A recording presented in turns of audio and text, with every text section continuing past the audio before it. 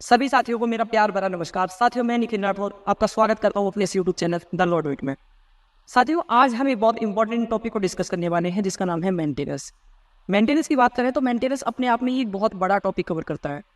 For example, कोई Hindu family का कोई मेंबर है जो अपने पार्टनर से मेंटेनेंस क्लेम करना चाहता है, उसके लिए एक सेपरेट लॉ बना है, द हिंदू लॉ। सेम इसी तरीके से अगर कोई मुस्लिम फैमिली का कोई पर्सन है जो अपने पार्टनर से मेंटेनेंस क्लेम करना चाहता है, उसके लिए अलग लॉ बना हुआ है, द मुस्लिम लॉ। लेकिन सेक्शन 125 ऑफ जो सीआरपीसी है ये कॉमन फॉर ऑल रिलीजन है।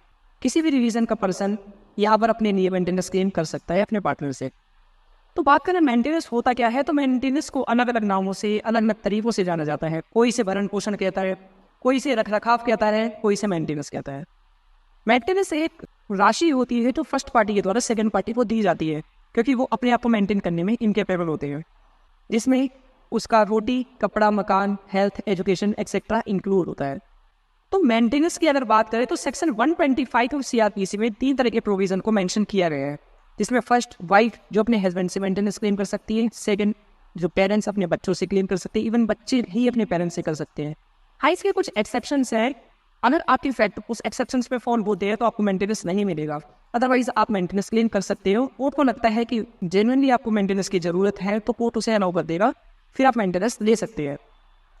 तो चलिए इस बात करते हैं इसकी लीगल प्रोसीजर की, कि कैसे कोई इंडिविजुअल अपने पार्टनर से मेंटेनेंस क्लेम कर सकता है।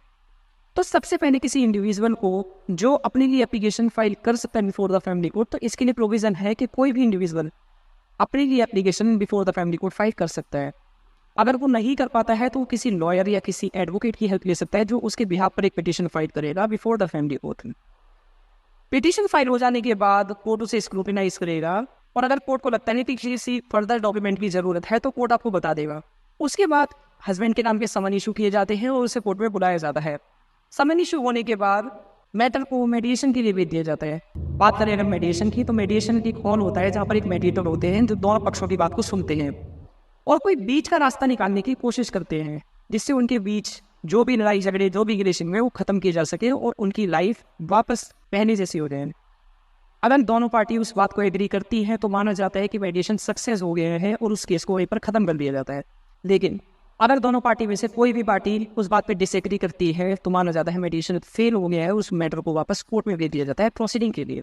मैटर वापस कोर्ट में आ जाने के बाद हस्बैंड को अपनी पिटीशन का रिप्लाई फाइल करना होता है, और उसके बाद सुप्रीम कोर्ट की लेटेस्ट जजमेंट के अकॉर्डिंग दोनों ही पार्टी को अपने एफिडेविट फाइल करने होते हैं, जिसमें उनकी इनकम, उनकी लाइबिलिटीज, उनके एक्सपेंडिचर एक्सेट्रा मेंशन होते हैं। एफिडेविट के बाद जो स्टेज आता है वो आता है आर्ग्यूमेंट्स का। दोनों ही एडवोकेट एक दूसरे से आर्ग्यूमेंट करते हैं, फैक्ट रेज करते हैं एक्सेट्रा। उसके बाद जो स्टेज आता है वो आता है फ्रेमिंग ऑफ इशूज़ का, जिसमें देखा जाता है कि क्या ये इसकी वाइफ है, इनकी शादी को कितना टाइम हो गया, इनकी लड़ाई के पीछे क्या कर रहे थे एक्सेट्रा। उसमें फ्रेमिंग ऑफ इशूज़ में आ जाते हैं। उसके बाद जो स्टेज आता है वो आता है एविडेंस का, और पहला मौका वाइफ को दिया जाता है। अगर वाइफ अपने बिहाफ पर किसी एविडेंस को या किसी विटनेस को बिफोर द कोर्ट लाना चाहती है जो उसकी केस में मदद करे, तो इसका प्रोविजन है वो ला सकती है। और इस दौरान हस्बैंड के पास राइट होता है कि वो वाइफ को क्रॉस करे। वाइफ का एविडेंस खत्म हो जाने के बाद हस्बैंड को मौका दिया जाता है, और हस्बैंड भी अगर अपने बिहाफ में किसी एविडेंस को या किसी विटनेस को लाना चाहता है तो उसको भी मौका दिया जाता है, वो भी ला सकता है। और इस दौरान वाइफ के पास राइट होता है कि वो हस्बैंड के एविडेंस को क्रॉस करे।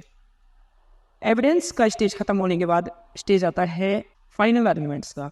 जैसा कि हम नाम से ही समझ सकते हैं, final arguments means last argument. इसमें फैक्ट को रेज किया जाता है और यही फैक्ट फाइनल जजमेंट पे काम आते हैं। मजिस्ट्रेट जो आपके फैक्ट नोट करेंगे या फिर जो भी आपके इश्यूज होंगे वो फाइनल आर्ग्यूमेंट से ही डिसाइड होंगे। और फाइनल आर्ग्यूमेंट्स खत्म हो जाने के बाद जो स्टेज आता है वो आता है जजमेंट का, जिसमें एक अमाउंट को नोट कर दिया जाता है, एक अमाउंट का ऑर्डर दे दिया जाता है जो फर्स्ट पार्टी को सेकंड पार्टी को देना पड़ता है, और इसे ही मेंटेनेंस कहते हैं। तो सबसे इंपॉर्टेंट क्वेश्चन हमारे माइंड में जो रेज होता है कि हमें कितना मेंटेनेंस अपने पार्टनर को देना पड़ेगा। तो एक वाइफ अपने हस्बैंड के टोटल इनकम का 20 to 25% मेंटेनेंस क्लेम कर सकती है अकॉर्डिंग टू हर नीड। लेकिन अगर वाइफ के पास कोई बच्चा है जिसकी कस्टडी वाइफ के पास है तो मेंटेनेंस बढ़कर 25 से बढ़कर 30 to 35 हो जाता है। और भी अगर जैसे हस्बैंड की अगर इनकम बढ़ती करती है, वाइफ की नीड बढ़ती करती है, तो मेंटेनेंस में करेक्शन हो सकता है according to section 127 of CrPC. आज की वीडियो में बस इतना ही।